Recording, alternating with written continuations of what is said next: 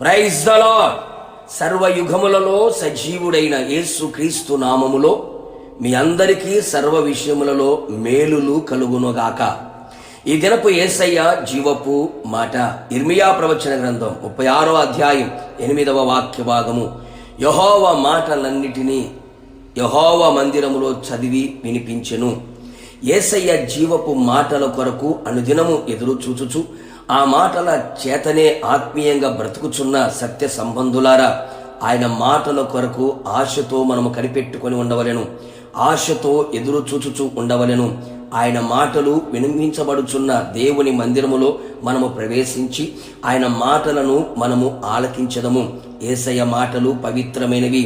అవి మట్టి మూసలో 7 మారులు కరిగి ఊదిన వెండి అంత పవిత్రములు. ఆయన మాటలు నిత్య జీవపు మాటలు, ఎండిన ఎముకలలో జీవమును పుట్టించగల మాటలు, మన ప్రాణ ఆత్మ శరీరమును పవిత్రపరచగల పవిత్రమైన మాటలు.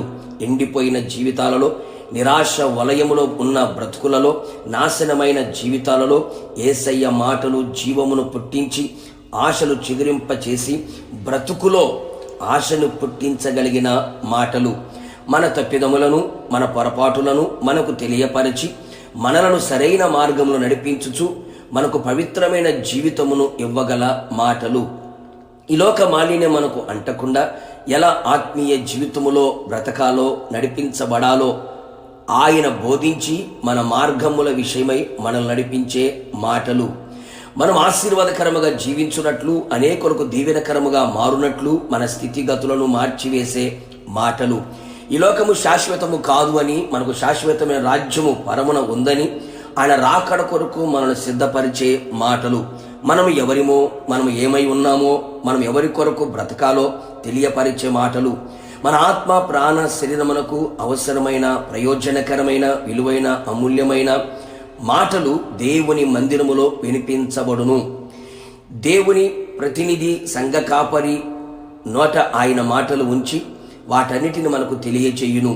ఆయన మాటలు ఆత్మయు జీవమునై ఉన్నవి గనుక దేవుని మందిరమును ప్రేమించి ఆయన మందిరములో నివసించి ఆయన గడప యొద్ద కనిపెట్టుకొని ఆయన మాటలు వినదము. ఆయన మాటలలో దాగి ఉన్న సర్వ ఆశీర్వాదములను అనుభవించదము. ప్రభు రాకడకు సిద్ధపరచబడదము. ప్రభుతో యుగ యుగములు నిలిచెదము. ప్రార్థన. పునరుత్థానుడా, పరిశుద్ధుడా, నీ పాదములకి స్తోత్రములు చెల్లించుచు ఉన్నాం. మీరెంతైనా నమ్మదగిన దేవుడవు, మంచి దేవుడు. మరొక్కసారి మీ పాద సన్నిధిలో ప్రభువా నివసించే భాగ్యాన్ని మీరు మాకు అనుగ్రహించారు. అందును బట్టి స్తోత్రం. మీ మందిరములో మీ మాటలు వినబడుచు ఉండగా మీ పవిత్రమైన మాటలు, నిత్య జీవాన్ని కలుగు చేయగలిగిన మాటలు, రాకడకు సిద్ధపరచగలిగిన మాటలు, స్వస్థపరిచి ఆరోగ్యమిచ్చి బాగు చేసి ఆదరించి ధైర్యపరిచి స్థిరపరిచే బలపరిచే ఆ మాటలు మీ మందిరములో వినబడుచు ఉండగా మీ మందిరములో నాటబడిన వారమై మీ మాటలు విని మా జీవిత కాలమంతా బ్రతుకున్నట్లుగా, రాకడకు సిద్ధపడినట్లుగా మీ కృప మెండుగా నిండుగా దయచేయమని, ప్రతి ఒక్కరిని మీ మందిరములో స్థిరపరచమని, మీ మాటలు వినగల చెవులని గ్రహించగలిగిన హృదయమును అనుగ్రహించి మీ మాటలు మా చెవులలో నాటునట్లుగా, హృదయములో స్థిరపరచబడినట్లుగా, మనస్సులో ముద్రించబడినట్లుగా ఉన్నతమైన కార్యములు చేయమని యేసు నామములో అడుగుచున్నాను తండ్రి. ఆమేన్.